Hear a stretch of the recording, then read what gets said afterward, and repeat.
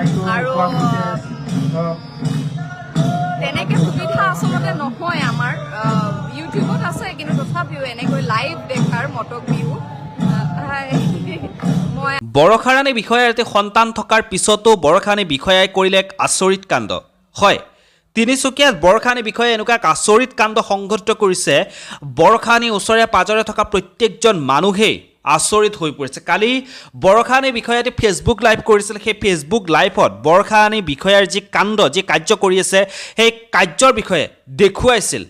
আৰু আপোনালোকে দেখি আচৰিত হৈ পৰিব। অলপ সময় পিছতে বৰষা ৰাণী বিষয়াৰ সেই ভিডিঅ'টো মই আপোনালোকক দেখুৱাবৰ কাৰণে চেষ্টা কৰিম। যি কাৰ্য বৰষা ৰাণী বিষয়ে সংঘটিত কৰিছে, অসমৰ একাংশ মহিলাই কিন্তু সেই কাম কৰিব নোৱাৰে, সেই কাম কৰিবৰ পৰা পিছ হুহুকি আহে। যিহেতু আপোনালোকে গমেই পায়, সাংস্কৃতিক জগতখনৰ লগত বৰষা ৰাণী বিষয়া বহু আগৰে পৰা জড়িত, বহু বছৰে পৰা সাংস্কৃতিক জগতখনত এইগৰাকী বৰষা ৰাণী বিষয়াই কাম কৰি আছে। বহু সুন্দৰ সুন্দৰ অৱদান তেওঁ আগবঢ়াই থৈ গৈছে। আৰু এই বৰষা ৰাণী বিষয়াই আজিৰ পৰা কেইদিনমান আগতেই বহাগ বিহুৰ এখন বিশেষ মঞ্চত তেওঁ বিতৰ্ক হৈছিল। তেওঁক লৈ যিহেতু বৰষা ৰাণী বিষয়াৰ হাতৰ পৰা মাইক্ৰফোন কাঢ়ি লৈ গৈছিল কমিটিৰ এজন বিশেষ মানুহে, তাৰ পিছতেই এই বৰষা ৰাণী বিষয়াক লৈ এক বিতৰ্কৰ সৃষ্টি হৈছিল। এতিয়া কালি যি তিনিচুকীয়াত বৰষা ৰাণী বিষয়াই ফেচবুক লাইভ কৰিলে, সেই ফেচবুক লাইভ কৰি যি তিনিচুকীয়াত যি কাৰ্য সংঘটিত হৈ আছে, সেই কাৰ্যৰ বিষয়ে যি দেখুৱালে, সেয়া দেখি আপোনালোক আচৰিত হৈ পৰিব। আৰু সেই কাৰ্যত বৰষা ৰাণী বিষয়াই নিজেও অংশগ্ৰহণ কৰিছে। বৰষা ৰাণী বিষয়ে মুখেৰে শুনোৱাৰ আগতে মই আপোনালোকক জনাওঁ যে তিনিচুকীয়াত মটক বিহু হৈ আছে, আৰু সেই মটক বিহুত বৰষা ৰাণী বিষয়াক নিমন্ত্ৰণ জনোৱা হৈছিল। বৰষা ৰাণী বিষয়াই সেই মটক বিহুলৈ গৈছিল। গৈ সেই আনন্দ উল্লাসৰ সময়খিনিত বৰষা ৰাণী বিষয়াই নিজেও নাচিছিল, আনন্দ ফূৰ্তি কৰিছিল।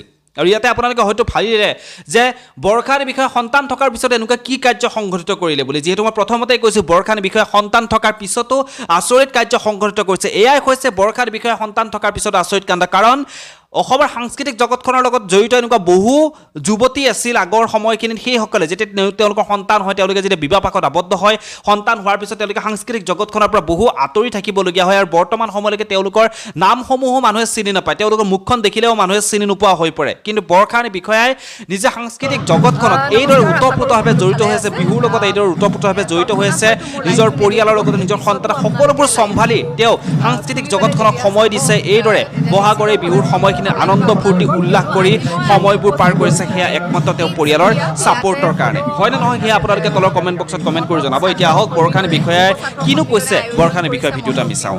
আৰু তেনেকৈ সুবিধা আচলতে নহয় আমাৰ ইউটিউবত আছে, কিন্তু তথাপিও এনেকৈ লাইভ দেখাৰ মটক বিহু মই আপোনালোকক এবাৰ দেখুৱাওঁ। আমাৰ লোক সংস্কৃতিৰ এক অমূল্য সম্পদ মটক বিহু।